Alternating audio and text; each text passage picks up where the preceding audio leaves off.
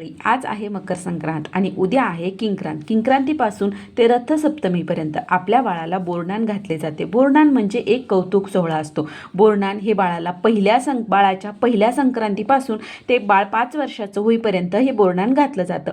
बघा, या बोरनान संदर्भात एक कहाणीसुद्धा सांगितली जाते की एक करी नावाचा राक्षस होता. तो खूप दुष्ट होता. त्याची नजर देखील खूप दुष्ट होती आणि ही नजर आपल्या मुलावर पडू नये म्हणून सर्वात अगोदर बोरनान हे बाळ कृष्णावर घातले होते.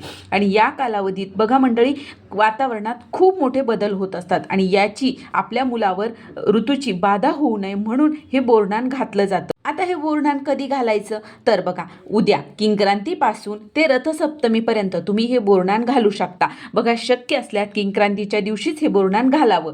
यासाठी आपल्या मुलाला काळे कपडे घालायचे आहेत, त्यांना हलव्याचे दागिने घालायचे आहेत, छान नटवायचं आहे, बाळाला औक्षण करायचं आहे. आपल्या आजूबाजूची जी काही लहान मुलं आहेत त्यांना बोलून बाळाच्या आजूबाजूला बसवायचं आणि नंतर आपल्याला आपल्या बाळाच्या डोक्यावरून मुरमुरे, बत्तासे, बोरं, हरभरा, गाजर, उसाचे तुकडे, वटाणा, तिळगुळ, बिस्किट, गोळ्या, चॉकलेट सर्व एकत्र करून बाळाला त्याने आंघोळ घालायची आहे आणि सर्व मुलांनी हा खाऊ वेचून खायचा. यासाठी हे बोरनान घातलं जातं. आपल्या बाळाचा हा कौतुक सोहळा नक्की करावा. धन्यवाद.